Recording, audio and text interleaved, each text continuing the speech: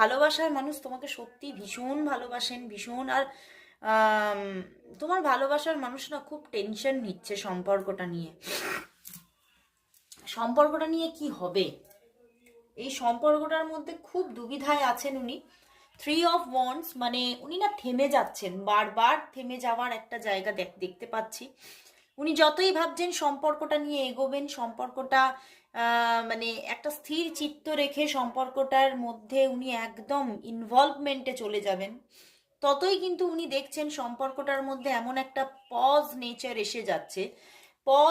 এসে যাচ্ছে, মানে উনি এমন কিছু ফিল করছেন যেখান থেকে উনি নিজে পজ হয়ে যাচ্ছেন।